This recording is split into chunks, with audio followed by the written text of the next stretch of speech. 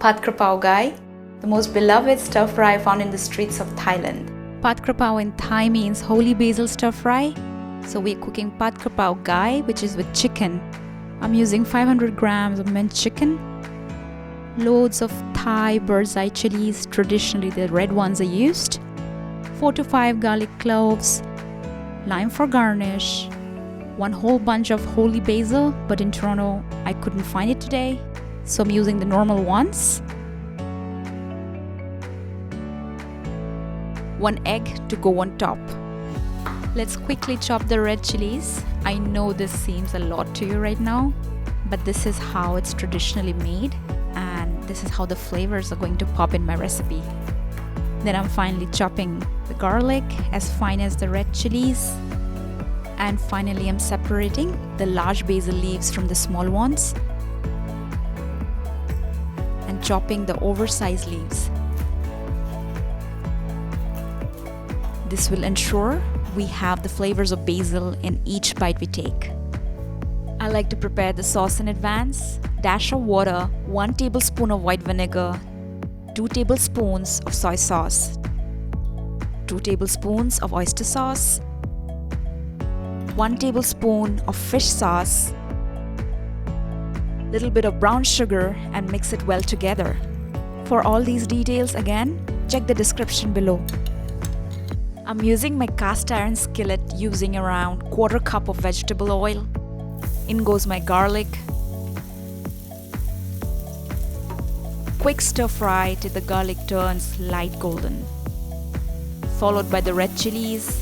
At this stage, you might start coughing, so please make sure to use the kitchen exhaust. In goes the chicken. I'm stirring continuously to ensure no lumps are formed. We sort of want to achieve this grainy, bitsy minced chicken. Alright, keeping the flame on high. In goes the sauce that we had prepared previously.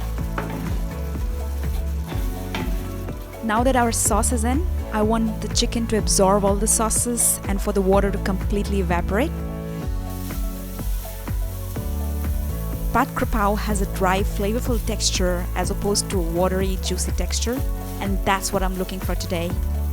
And once the chicken is thoroughly cooked, I'm throwing in the basil. Again, I'm quickly stirring it so that everything is well incorporated. You might want to check for salt at this stage if necessary.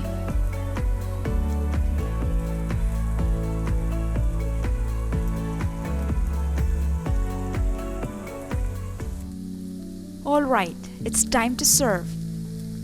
Traditionally in Thailand, Pad Kra Pao is served on a bed of jasmine rice.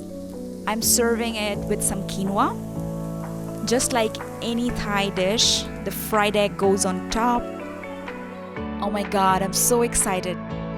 Taking a bit of quinoa, Pad Kra Pao Gai, and egg. Let me try this dish. It's really good. It's really good.